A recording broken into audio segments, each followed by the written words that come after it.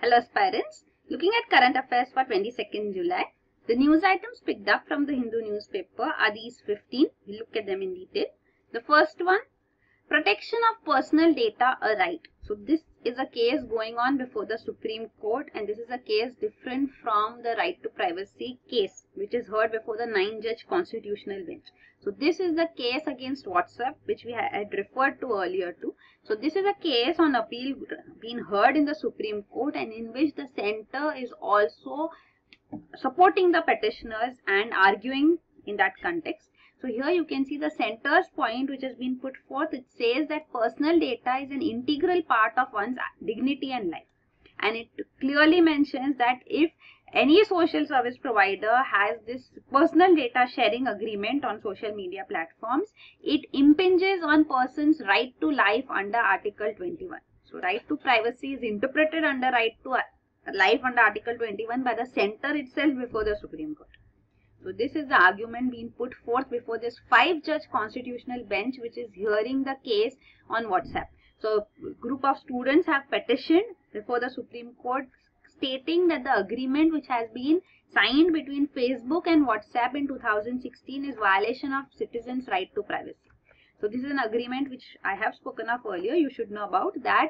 WhatsApp would share the details of its users with Facebook, like messages sent and the images, etc. Audio, video files would be shared with Facebook. So on this, the students have filed a petition, and the Delhi High Court had already given its order, and it had stated that if you don't want to be, it's a free service WhatsApp, so if you don't want to have this, if you are against WhatsApp sharing the information, then you can delete your account. So that was the High Court's order, but the students have gone ahead and petitioned the Supreme Court now. So this case has been heard before the Supreme Court, and this is the center's argument.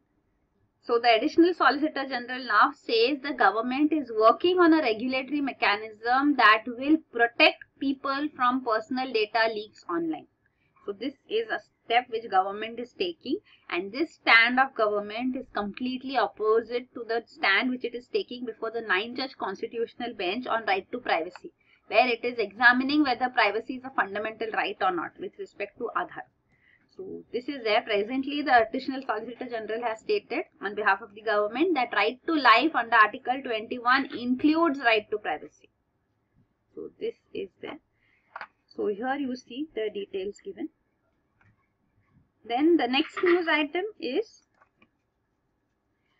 audit slams railways on food quality. So this is CAG, Comptroller and Auditor General of India, which has tabled a report in the Parliament, and it has said there are severe deficiencies in catering services of Indian Railways.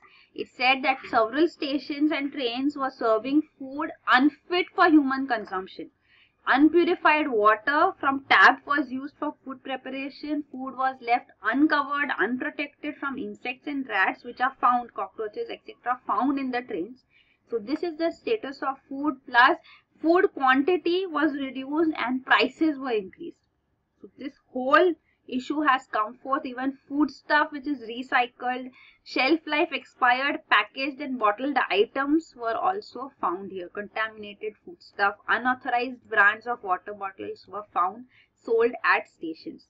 So here it had selected 74 stations and 80 trains over various zonal railways to conduct this audit.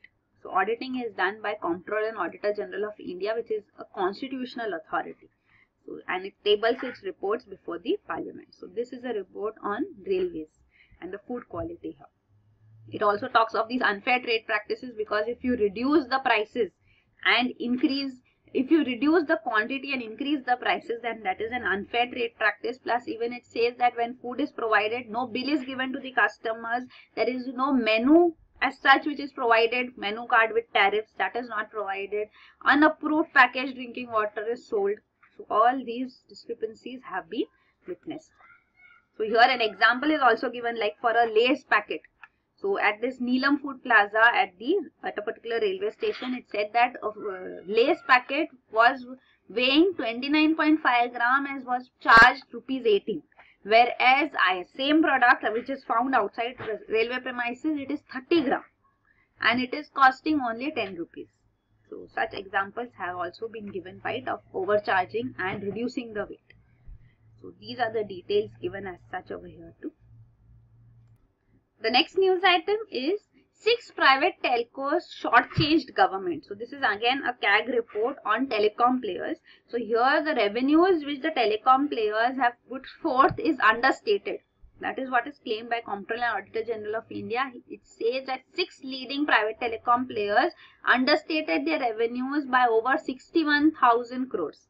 So if this 61,000 crores, which is over a period of this 2010-11 to 2014-15. So over this period, if this amount was not understated, then it would have provided the government with additional money of 7,697.62 crores. So this is the loss which the government made because they understated their revenues. Because the telecom company is based on their revenues which they earn, they have to pay license fee according to that and even spectrum usage charges as such. So this payments have reduced, and now the CAG is also calculating the interest on this, because this is the revenue, this is the money which they have not paid, then an interest is also due over this period of time, and that interest goes up to 4,531.62 crores. So this is what it is claiming. The 5 major telecoms are Bharti Airtel, Vodafone, Idea, Reliance and Aircel, and also another company is Sistema Shah Teleservices. So this is there. The Department of Telecommunication has also been indicted. It says that it failed to demand and take any proactive steps to ensure that the licenses disclosed their revenues as stipulated in the license agreement. So the licensees, means this leading telecom players, should have disclosed the revenue as is required in the license agreement, but they did not do so. And the Department of Telecom did not take any step to rectify it. But the Department of Telecom on its part is saying that the basic definition of gross revenue and adjusted gross revenue has been challenged by these telecom operators in 2002-03, and this is a dispute. A litigation is going on this, and it is still continuing. So that is why this issue has occurred. So the license fee is charged by the government. So there are these licensing agreements which the telecom operators enter into with the government. So based on that, there is this annual license fee which has to be paid. So this is a percentage of the aggregate gross revenues as such. And there is also the spectrum usage charges which has to be paid by the telecom operators for using the airwaves which are allotted to them. So both these charges, there have been a loss which has been highlighted by CAG. So this is there. Also, it says that the statutory auditors who were supposed to audit and find out whether the telecom operators are paying the revenues, the fees as such based on the licensing agreement requirements, they have always certified that the accounts were prepared in accordance with the guidelines, norms contained in the license agreement. So all this certification has been always been given. So this is being highlighted by CAG now, and the DOT, Department of Telecom, says that this is because of the dispute. But if there is a dispute, then how can the government agree with what the telecom operators are claiming? So this is there. So this is the entire loss in detail which has been shown here. Then the next news item is Reliance Jio unveils low-cost feature phone. So this is Jio phone which has now been unveiled by Reliance. It is zero-cost phone. You don't have to pay anything for the phone. A refundable deposit of 1,500 rupees has to be paid, and this deposit would also be returned after 3 years if the customer opts out of the services. And also they would get free voice calls and access to unlimited data at a monthly fee of rupees 1,153. So that is it. It says thousands of rupees would have to be paid per month for the services which they are providing. But then the Reliance Jio is charging only 153 rupees per month. Then the next news item is floor price for voice data not workable, says TRAI. So Telecom Regulatory Authority of India has claimed now that the industry has reached a consensus that there is no need to fix floor price for voice and data services. So this is not a workable idea now. So earlier the telecom companies had demanded that there should be some floor price, that voice and data services which are provided, there should be a minimum price which should be there for them, because they are seeing that some telcos are offering below cost tariffs to customers. And this over a period of time will harm the entire telecom industry and its financials. We are also seeing that many NPAs, non-performing assets, are also in the telecom sector. So that's why some telecom companies demanded so, but now TRAI says that the entire industry as such has reached a consensus, means all have agreed that there is no need for a floor price for voice and data services. They say this is not a workable idea. TRAI claims that what has been followed, that is principle of forbearance, is working and that would continue. So what is this principle of forbearance? It means that operators can fix their own tariff on the ground that there is enough competition in the market. So government does not need to intervene, market will regulate itself. So this is the principle of forbearance as such, which has been working for the last 14 years in the telecom sector in India. So this is the news. Also another point which the TRAI chief stated is that the consultation paper on introduction of 5G is almost ready and will be out soon. So 5G services would be rolled out as such too. This is been announced. So here these are the various services as such. Of course the speed increases and also the services provided. So 1G first generation was basic voice services using analog protocols. Then came digital standards came with 2G.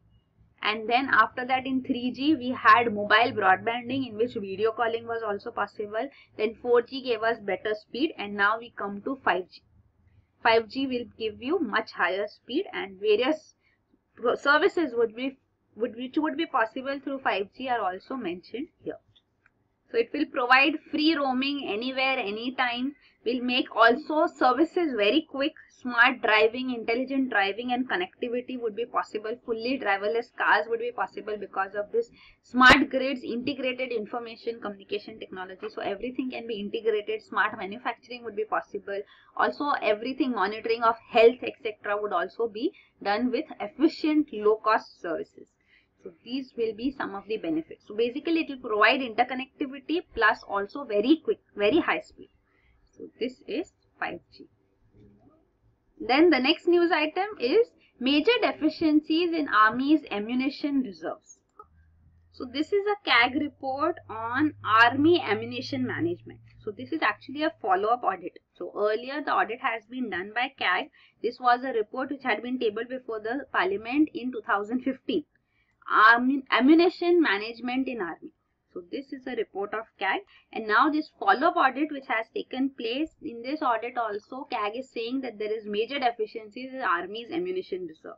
So despite a lapse of more than 3 years now since then, so still it is seen that there has been no significant improvement in the availability of ammunition during this present audit. So this ammunition requirement is called War Wastage Reserve Ammunition Requirement. So this war wastage reserve term is a term used for reserve quantity of ammunition which is needed to meet the requirements of the army if a war erupts. So you should have at least sufficient ammunition to continue the operations, the war for number of days. So prescribed number of days, like at least for 40 days it is what is understood, but the Indian Army lags far behind. And the CAG follow-up audit also says that nothing much has changed. It says there is continued crucial deficiency, critical deficiency in availability and quality of ammunition supplied by Ordnance Factory Board. So this sufficient quality is also not provided and sufficient quantity is also not provided. So this is there. Plus also it says that the government has started procuring ammunition from other sources also apart from Ordnance Factory Board. This is in public sector.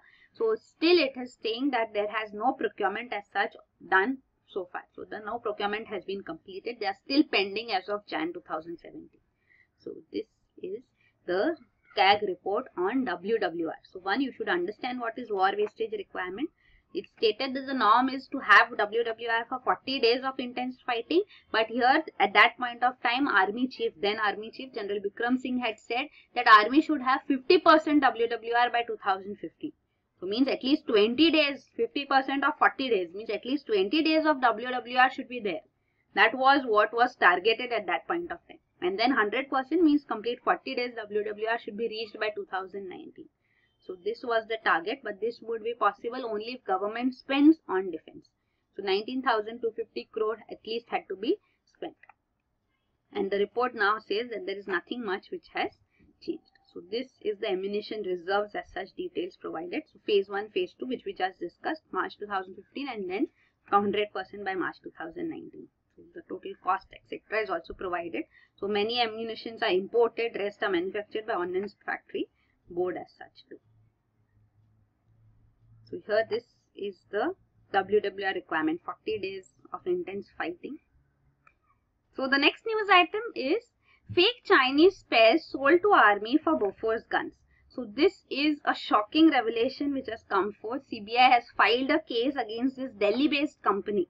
This is a company named Sid Sale Syndicate, which had won the order for manufacturing of this critical component for Dhanush guns. The howitzer guns, these are indigenized Bofors guns as they are called, because after Bofors scandal we could not procure Bofors, so we had started indigenous project, and these Dhanush guns, for them a critical component which was required, these bearings, 6 bearings had to be provided by this company as such. But the parts which were provided, they were labeled as made in Germany and claimed to have been manufactured in Germany, but they were China made parts, camouflage. So this is a revelation which has come forth, and a criminal conspiracy, cheating and forgery case has been initiated against them. So Dhanush, this, as I said, is the indigenized version of Bofors artillery guns which performed exceedingly well during the Kargil conflict in 1999. So this is regarding the Dhanush as such too. So we have been trying to procure artillery guns and modernization of our artillery program for long now, but not a single sale has been done post this Bofors scandal. So Bofors scandal, in which there were charges of kickbacks which were paid. This was during the time of Rajiv Gandhi era. So this Bofors scandal of mid-1980s and the following corruption cases resulted in India not being able to go ahead with any other deal post that. But the Bofors which were procured under this controversy-ridden deal are called the Queen of Kargil. They had performed exceedingly well during the Kargil war. And post that, we have initiated a program to have indigenized Bofors being manufactured, and that is called, given the name Dhanush. So this is there. Also we have done in news, even M777 guns have now been procured from USA too. 2 have already reached India. So this ultralight howitzers are also being procured through a government to government deal. So these are the further details, also steps being taken for modernization. Howitzers, these are artillery guns which are used in wars. So here you can see this is the M777 ultralight howitzers of US. So a direct government to government deal has been done for its procurement. So this is there. This is the comparison between Dhanush and Bofors too. So this is an improvised version of Bofors as such considered to Dhanush because of the steps which have been taken, the configuration as such of Dhanush. So you can see Bofors was a 39 caliber gun with a range of 29 km, while Dhanush will be a 45 caliber gun with a proven range of 38 km and can go beyond it too. So then there will be computer on each gun, automated and networked as such. Bofors, of course, at that time it was not networked as such. This will be designed in India with contemporary technology, and Bofors was imported from Swedish firm in 1980s. Then this can fire next generation ammunition too. This is restricted to older ammunitions. But then quality issues are there with Dhanush. The tests, many of them, there have been failures too. But this is a proven gun, but it is dated by technology. It's not updated now as such. So this is the details of Dhanush also. So this indigenous Bofors manufacturing began in 2010. During trials in 2013, the shell burst within the barrel. So this, an inquiry was also reported on this, and the report stated that shell was faulty. Later too, there were trials, but then again they failed. There was no barrel blast as such too, but the shell hit the muzzle at the exit point of the barrel and it lost the range. So these deficiencies in testing have been seen as such in the Dhanush gun. Then the next news item is fighting cow vigilance is state's job, center. So this is actually a petition which has been filed before the Supreme Court on a criminal action that needs to be taken against cow vigilant groups who have resorted to lynching and have caused spike in communal tensions in the country. So the Supreme Court had demanded response from the central government as well as various state governments including Gujarat, Rajasthan, UP and Maharashtra. But none of them have filed any written response to the court's repeated orders till date. So even central government now has orally stated that this protection from cow vigilant groups is actually, or ending violence of cow vigilant groups, this is part of the state subject and center has no role to play in that. So this is how the center has given up its responsibility on this matter, and the states as such too have also not given any written response to the Supreme Court. So it is still being awaited. They are orally saying that yes, actions are being taken against those who are guilty, but they have not reported to the Supreme Court yet. So this is the state. The court has now granted the center and the state governments 4 more weeks to file the affidavits in reply to the petitions. This is how the government is responding to cow vigilance. Then the next news item is mentally retarded adult not a child, Supreme Court. So this is actually a case of a rape on a victim who is 38 years old through medical reports, but then she is mentally retarded. So her mental age is, through medical reports, has been said to be that of a 6-year-old. So the mother of this woman, she has moved to the Supreme Court and claims that she should be given protection under the POCSO Act. So action should be taken under this POCSO Act of 2012. So the definition of child in POCSO Act should be expanded, and those who are mentally retarded or extremely intellectually challenged should also be considered as child. So this is there because this act then gives protection, like the way children should be given protection at such a fragile age, and also gentle care is taken for them during the entire criminal trial, and there is swift punishment to the guilty, awarded to the guilty. So this is there, but then the judges have responded saying that under the POCSO Act as such, a mentally retarded adult cannot be considered as a child, and judge cannot take the role of a legislator. So this is what they have to decide, that what the law ought to be instead of what the law is. This is not the job of the judge. So this is how the judges have responded to this case, but then there have been cases before the Supreme Court in which Supreme Court asks government for response and asks it to take steps. Like there have been earlier instances with respect to POCSO also. Mr. Kailash Satyarthi, he had gone ahead to the Supreme Court and said that there are discrepancies in POCSO Act and another act for offences against children, and this should be corrected. And Supreme Court had asked the government to take the requisite steps. So such direction can be given to the Supreme Court. Even such suggestions can be given, or at least a response from the government on what is its stand on this particular issue can be demanded by the Supreme Court. But the Supreme Court has given a plain judgment saying that no, the law does not call her a child, and we adhere to that. So this limited view has been taken by the Supreme Court in this particular case, which is of significance and which should be food for thought, that if a person is having mental age of a child, so should not that person be protected the way children are treated? So that is the issue here. This is there. The 2012 Act of POCSO actually talks of mental disability also, but then this mental disability is confined to status of minors only, not for adults with mental disability. So this is the POCSO Act as well too. This is Protection of Children from Sexual Offences Act of 2012. So it is applicable to the whole of India. So any person below the age of 18 years is considered as a child under this, and protection is provided to them from sexual abuses, steps that need to be taken, plus also the judicial process is expedited and the child is protected throughout the stages of the judicial process. So here are the major provisions of POCSO 2.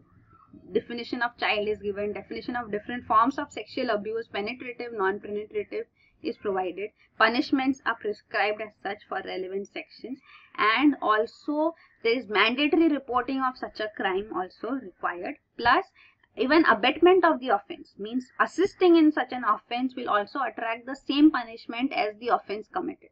So this is also a provision under POCSO Act. Then the next news item is untrained teachers get 2 years to qualify. So this is actually a bill which has been passed by Lok Sabha as Compulsory Education Amendment Bill 2017.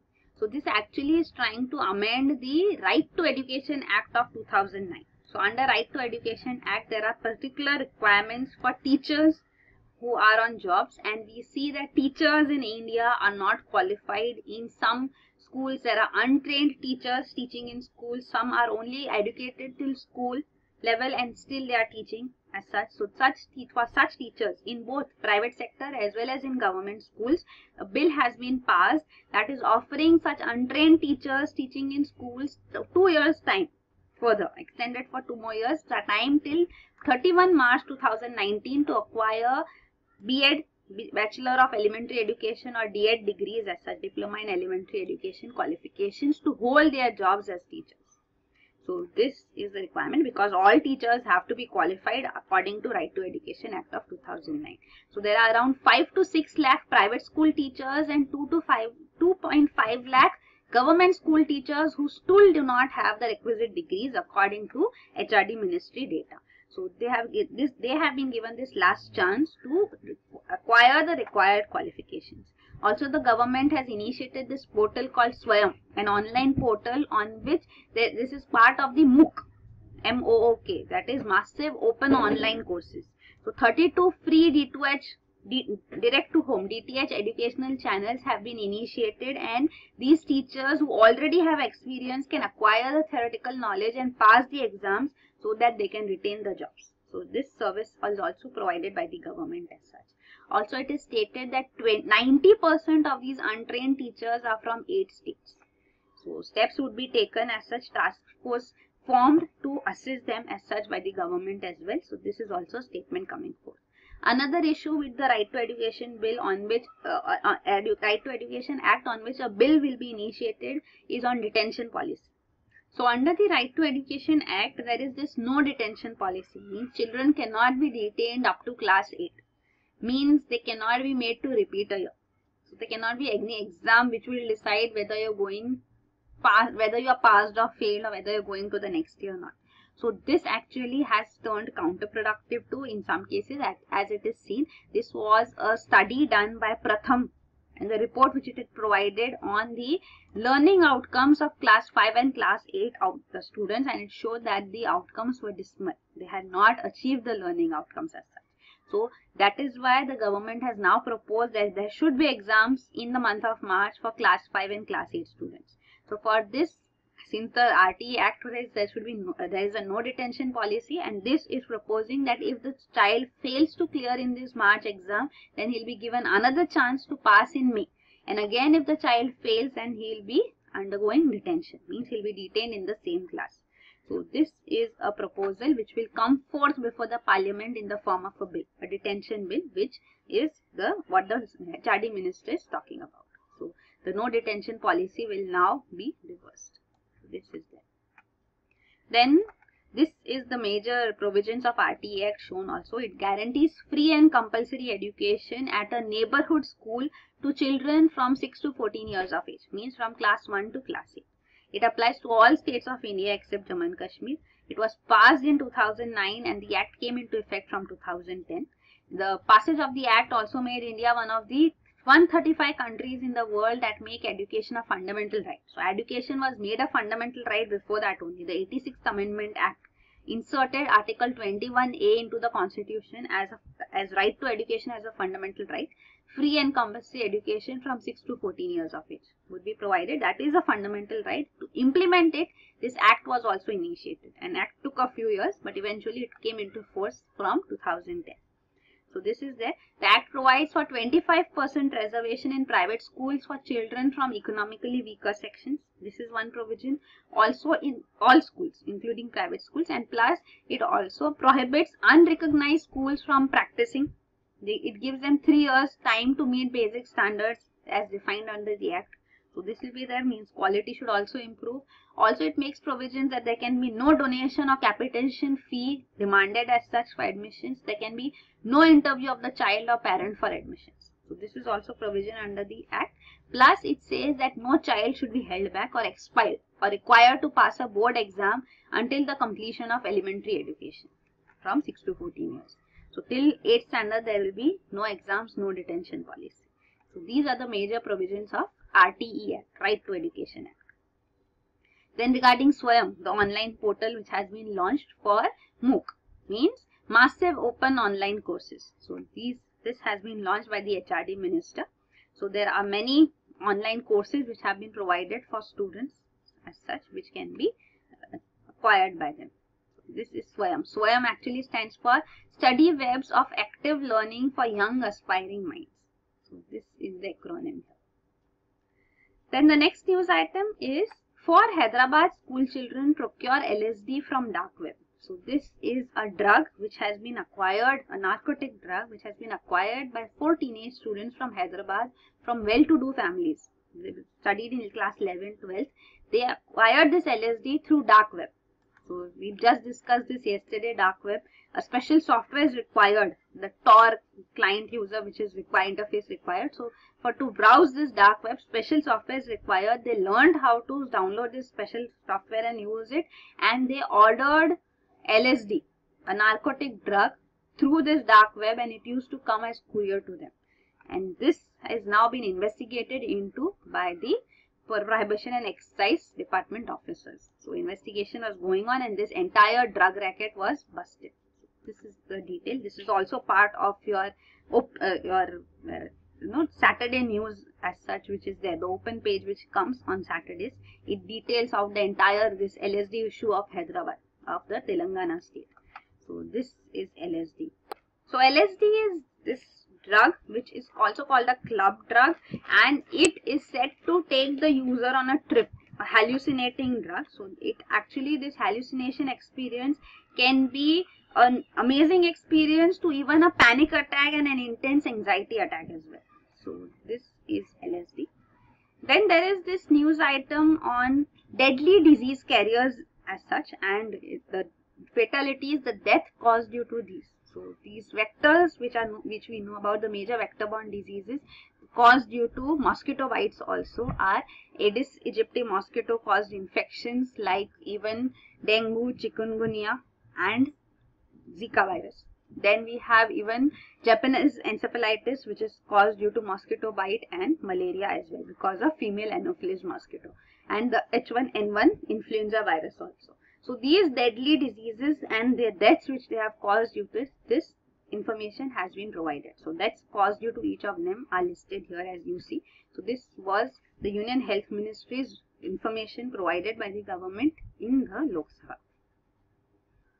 So Zika virus, dengue, chikungunya, malaria, you must be familiar with Zika virus, we have discussed quite often. This is regarding Japanese encephalitis. So this is a viral infection which affects the brain and is spread through mosquito bite. So this does not spread from person to person, and the various symptoms as such are shown here, like high fever, neck stiffness. It may also result in seizures and confusions. The person may not be able to speak, have tremors, or even paralysis or muscle weakness. So this is Japanese encephalitis. So the pigs and water birds are considered as the carriers. The uninfected mosquito, when they bite them, it gets infected by Japanese encephalitis, and further when it bites a human, the virus is transmitted to humans. The next news item is Israel limits Muslim access to Jerusalem site amid tensions. So Jerusalem, the old city as such, is under the control of Israel, but this particular region where the Al-Aqsa and Dome of Rock mosques are located, this region is still under the control of Jordanian and Palestinian-led Islamic Waqf. So this region in the old city of Jerusalem, here last time there was an attack as such in which 2 Palestinian policemen were killed, and that is why Israel has put forth metal detector gates as such in this region near this site. And this has resulted in protests coming from the Arab nations as well as the Palestinian and the Israeli Muslims who visit this site. And generally every Friday there is a huge gathering of people who visit this site. So they are claiming that this is an attempt made by Israel to get hold of the last region which is still under the control of Palestinians in Jerusalem. So this is there. So here you can see this detail given, the 37-acre compound, which is said to be the last sanctuary from Israel's 50-year occupation of the eastern part of city. So if Jerusalem is to be bifurcated according to the plans of how 2 states can be formed, Israel and Palestine, which should exist peacefully, and Jerusalem should be divided into West and East Jerusalem. So East Jerusalem should go as the capital of Palestine. But of course Israel has not shown keenness towards this, and the entire East Jerusalem is also under the control of Israel except this region where the Al-Aqsa Mosque here and this rock, Dome of the Rocks Mosque is located. So this is there. So Jerusalem is actually a holy site for not just Muslims, Jews as well as Christians. Then the next news item is panel report on fiscal year with center. So this was a committee which was set up to study the financial year. The financial year, as you know, in India starts from 1st of April and goes up to 31st of March. So the financial year is proposed to be changed to coincide with the calendar year. So this is a proposal of the central government, and for this a committee had been set up led by Dr. Shankar Acharya, and this committee has submitted its report, and the finance minister responded in Lok Sabha saying that this report is now being studied by the government and steps would be taken accordingly. So here this is the details of financial year as well. So Jan to December is the financial year in various countries like China, Russia and Brazil. India, just like UK, even Japan, South Africa, they follow April to March financial year. Australia, Pakistan, Bangladesh have July to June financial year, and US, Thailand follow October to September financial year. So the financial year is different for different countries. So we'll see, this will also come under discussion and debate that what are the pros and cons of changing the financial year. So this will come in news, we'll discuss in detail then. Then the next news item is IFCI violated norms in sanctioning loans. So the CAG report has now found that majority of the loans which IFCI, Industrial Finance Corporation of India Public Limited Company, the loans which it provided from 2012 to 2016 were not in line with the general lending policy provided by the RBI and were not given through due diligence. So the loans provided, it says that there has been a 78% increase in NPAs over the last 3 years of IFCI. So this is the details given. You can see that 78% of these non-performing assets have originated in the last 3 years. So here you can see IFCI, it says it sanctioned new credit facilities to other group companies of the borrower. So a borrower who was having a default, so when the borrower defaulted, there were other group companies of that borrower to whom loans were provided. So existing exposure was swapped as such through this new loans. So such steps been taken, and there have been no repayments as such, and they have turned into NPAs, and now the CAG is questioning such steps as such. So it says there was non-compliance with the guidelines issued by RBI also on asset classification and provisioning as well. So even conversion of outstanding principal and debt or equity which has to be done, that was not done. Restructuring norms were also not followed. So this is the CAG report here. Then the last news item is WCO backs India's trade facilitation plan. So Indian government has come forth with this National Trade Facilitation Action Plan. The aim is to reduce cargo release time for exports and imports. So this is to boost trade and ease of doing business in the country, and World Customs Union, an international organization, has praised these as the best practices which need to be replicated by other nations, and it says we'll endorse them as best practices. It says that many of them are even TFA plus provisions. So TFA is Trade Facilitation Agreement of the World Trade Organization, which recently came into force. It came into force in Feb 2017. The Trade Facilitation Agreement, which we have discussed quite often too. So these is to ease the custom norms for faster flow of goods across borders. So we are actually planning to improve our ease of doing business ranking at World Bank. Our ranking presently is around 130 out of 190 nations, and in trading across borders our rank is further low to 144. In that particular, there are 10 parameters on which ranking is done, and then average ranking comes. So on one of these 10 parameters, trading across borders, our ranking is 144. So of course these provisions will improve this ranking for us. So this is there. So World Customs Organization is also an international body, as mentioned. It is also supporting uniform implementation of TFA across the globe, and there are 182 member countries representing 98% of world trade as such members of WCO, including India. And it is saying many of the norms under National Trade Facilitation Action Plan of India are TFA plus activities. Means beyond what TFA is also asking countries to implement. So these are the details given as such too. So many of these activities, the deadline by which this should be put into effect is 6 months. For them, some there is 18 months time given to implement these provisions. So this is there. So this is regarding World Customs Union 2 organization formed in 1952 for enhancing efficiency and effectiveness of customs administration in various countries.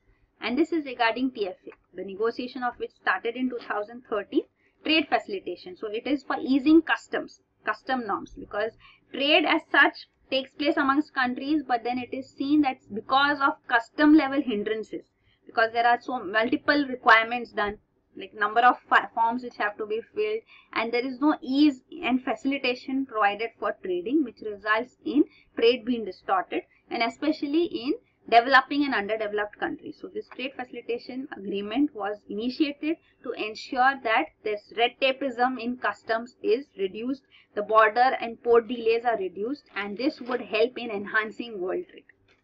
So this is it. So these are the news items. Thank you.